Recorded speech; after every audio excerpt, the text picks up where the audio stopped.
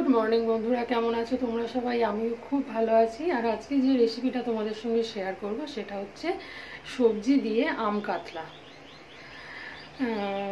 কি বলতো বন্ধুরা, এই রেসিপিটা মানে খেতে এতটাই সুস্বাদু হয়, এই গরমে যখন মানে কিছুই খেতে ভালো লাগে না তখন এই রেসিপিটা একবার বাড়িতে করে খেয়ে দেখবে, মানে মুখে একটা আলাদা স্বাদ চলে আসে। আর নিমিষেই এই রান্নাটা দিয়ে নিমিষেই একতলা ভাত উঠে যাবে।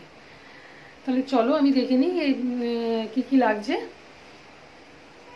এখানে আমি কিছু সবজি কেটে নিয়েছি, ছোট ছোট করে নিয়েছি বেগুন, পটল, একটু কুমড়ো আর ঢেঁড়স, কটা আর দিয়ে দিয়েছি একটু আলু।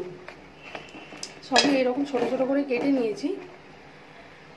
তো এই এই গেল সবজি। এখানে আমি একটা আম কেটে সেদ্ধ করে রেখে দিয়েছি। আর এখানে নিয়ে নিয়েছি আদা, সর্ষে, কাঁচা লঙ্কা বাটা, পরিমাণ মতো নুন, হলুদ, আর নিয়ে নিয়েছি 5 পিস কাতলা মাছ। কড়াই সর্ষের তেল দিয়ে দিয়েছি, সর্ষের তেল গরম হয়ে গেছে। তাহলে চলো এবার মাছটা ভেজে নিই।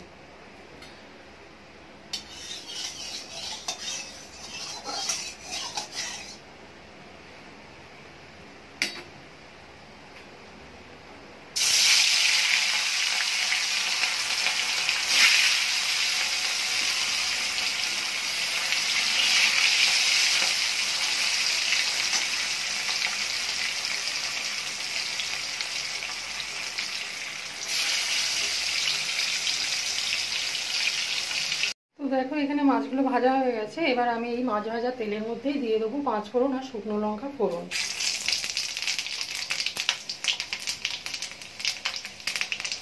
এরপর দিয়ে দেবো সবজিগুলো।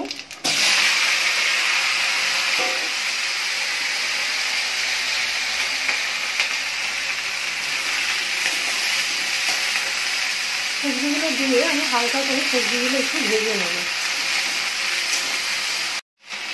সবজিগুলো হালকা করে ভাজা হয়ে গেছে। এবার আমি দিয়ে দেবো নুন, হলুদ আর কেটে রাখা মশলা।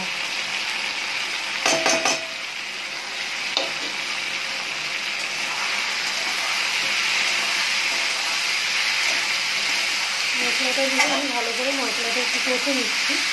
মশলাটা আমি খুব কষবো না, যেহেতু এখানে সর্ষে দেওয়া আছে, তো সর্ষে বেশি কষলে তেতো হয়ে যায়। আর একটু আদা আছে দেওয়া তার সঙ্গে বাটা, তো আমি হালকা করে নেড়ে নিচ্ছি যাতে আদা কাঁচা গন্ধটা চলে যায়।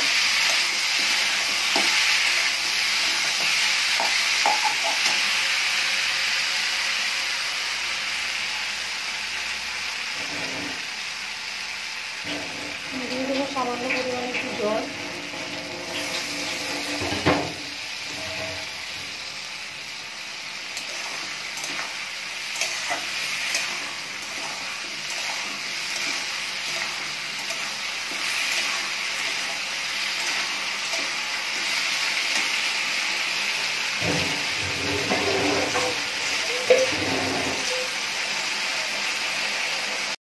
আমি এখানে পরিমাণ মতো জল দিয়ে দিয়েছি, যে অনুপাতে আমি ঝোল রাখবো সেই অনুপাতে আমি জল দিয়ে দিয়েছি।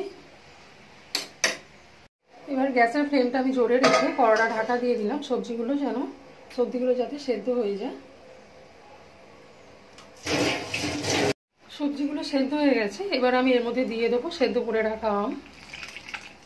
আর বন্ধুরা, আমি আমটা পরে দিচ্ছি, তার কারণ হচ্ছে যদি আমটা আগে দিয়ে দিই না, তো টকের জন্য সবজিগুলো ভালো করে সেদ্ধ হয় না। তাই এই কারণে সবজিগুলো সেদ্ধ হয়ে যাওয়ার পরই আমি আমটা দিলাম। এবার এই আমটা দিয়ে আমি 5 মিনিট মতো ফুটিয়ে নেব। আমটা দিয়ে আমার ঝোলটা 5 মিনিট মতো ফোটানো হয়ে গেছে। এবার আমি দিয়ে দেবো চিনি। আর বন্ধুরা, এখানে আমি চিনিটা মানে মশলাগুলো সেই অনুপাতেই দিয়েছি, যাতে টক, ঝাল, মিষ্টি সবই সমান হয়। আর টক, ঝাল, মিষ্টি সব সমান হলে এই রান্নাটার টেস্ট আরও বেড়ে যায়। তাই আমি এখানে সেই অনুপাতেই চিনিটা দিলাম। এবার চিনিটা দিয়ে আমি 2 মিনিট মতো ফুটিয়ে নেব। চিনিটা দিয়ে 2 মিনিট মতো ফোটানো হয়ে গেছে। এবার আমি মাছ কটা দিয়ে দেবো। মাছটা দিয়েও আমি 2 মিনিট মতো ফুটিয়ে নেব।